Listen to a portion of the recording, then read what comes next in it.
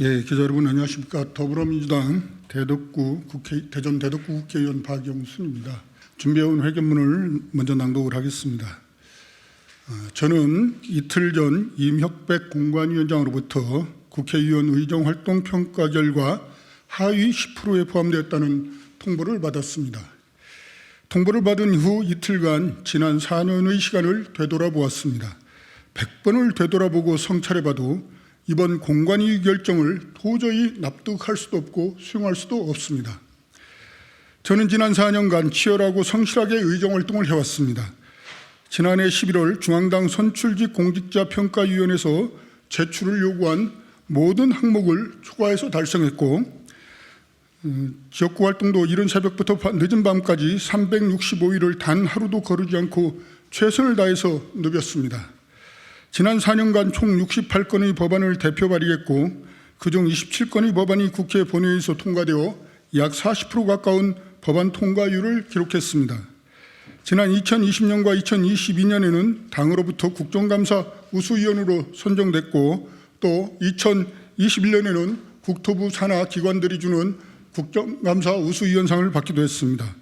그리고 수많은 단체로부터 의정평가 우수위원상을 수상했습니다. 지난 연말에는 시민단체로부터 국회의원 300명 중 8인에게만 수여되는 의정대상을 받기도 했습니다.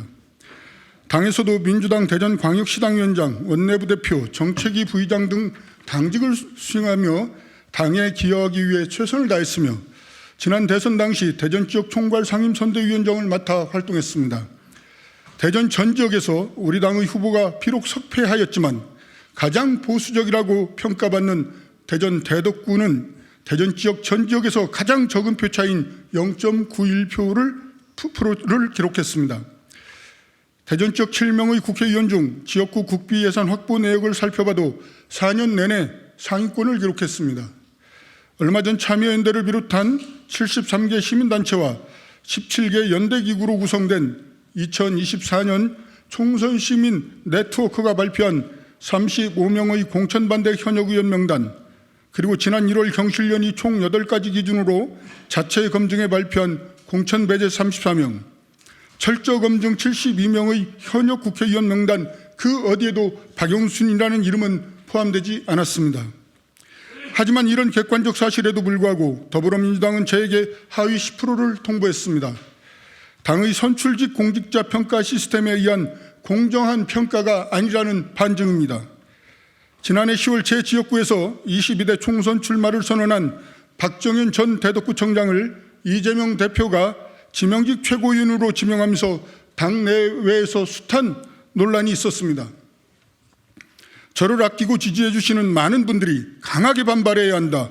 이 같은 결정을 절대로 순순히 받아들여서는 안 된다고 조언해 주셨지만 저는 당대표의 결정을 존중한다며 최고위원에 지명된 박정현 전 청장에게도 축하를 보내주었습니다. 절대로 자객 공천은 아니라는 이재명 대표의 말씀을 믿었고 어찌됐든 공정한 경선은 보장될 것이라는 헛된 기대를 갖고 있었기 때문입니다. 그러나 이는 저희 크나큰 착각이었습니다. 이미 오래전부터 상대 후보 측에서는 박영순은 비명이라서 컷오프된다, 친명이자 현역 최고위원인 박정현이 무조건 단수 공천을 받는다고 공공연히 떠들고 다녔는데 공관위의 하위 10% 통보로 결국 이것은 애초부터 기획된 것이라는 결론에 이르게 됐습니다. 불공정한 룰을 만들어 놓고 싸울 테면 싸워보라고 하는 것은 절대로 혁신이 아닙니다. 선출직 공직자 평가 하위 20%를 비명계 의원들로 채워놓고 친명 비명 갈라치기가 아니라고 하는 것도 말장난에 불과합니다. 비명계, 친문계 의원들에 대한 대대적인 공천 학살을 자행하면서도 내부 분열은 안 된다고 말하는 것도 참으로 뻔뻔하기 그지없습니다. 전 진정당당하다면 평가 내용을 공개하십시오. 윤석열 정권 출범 이후 저는 일관되게 22대 총선은 윤석열 정권에 대한 심판이 되어야 한다고 주장해왔습니다. 윤석열 정권 심판의 길에서 친명과 비명을 나누고 친명과 친문을 나누는 것이야말로 윤석열 정권과 국민의 힘을 이롭게 하는 것이라며 이재명 대표를 향해 못마땅한 시선을 가진 지역구민과 당원들을 한 사람 한 사람 설득해왔습니다. 하지만 이런 노력에는 아랑곳도 없이 지금 더불어민주당의 당권을 쥔 당대표와 측근들은 애시당초 우리 편이 아니면 다 적이라는 식으로 밀실에서 공천학살과 자객공천을 모의하고 있습니다.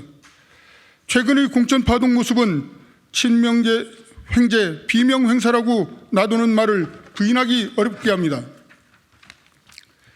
참으로 걱정입니다. 국민이 먼저이고 국민을 두려워할 줄 알아야 합니다. 공천은 마음대로 할 수 있을지 몰라도 국민들의 마음까지 쥐고 흔들 수는 없습니다. 이대로 가면 윤석열 정권에 대한 심판은 무사하고 제1야당에 대한 심판으로 선거가 변질될 수도 있습니다. 총선 패배의 그림자가 이미 짙게 드리우고 있습니다. 현역 의원 평가제도는 국민에게 봉사하는 정당을 만들겠다는 민주당의 약속이었습니다. 이런 제도를 이용해 의견이 달랐던 의원들을 제거하는 수단으로 사용한다면 법치 운운하며 법과 제도를 이용해 정적을 제거하는 윤석열 정부와 무엇이 다르겠습니까? 국민과 함께 당원 동지 여러분과 함께 4월 총선에서 윤석열 검찰 독재 정권에 맞서 싸우려 했지만 그에 앞서 당내의 비민주적이고 폭압적인 행태와 맞서 싸워 이겨야 하는 지경에 이르렀음이 참으로 참담하고 개탄스럽습니다. 하지만 포기하지 않겠습니다. 이재명 대표의 사당화된 민주당이 저를 죽이려 할지라도 결코 굴하지 않고 살아남겠습니다. 하위 10% 대상이 된 것도 진실과 다르기 때문에 전혀 개의치 않겠습니다. 이재명 사당의 치욕스러운 정치보복에 맞서 의연히 싸울 것입니다. 또한 윤석열 정권을 심판하고 민주주의를 회복하는 길이라면 비록 가시밭길로 점철된 천리길이라도 뚜벅뚜벅 걸어가겠습니다. 저를 믿고 지지해 주시는 수많은 당원 동지와 대덕구민과 함께 어떠한 길이라도 주저없이 나아가겠습니다. 더 많은 지지와 성원을 부탁드립니다. 감사합니다.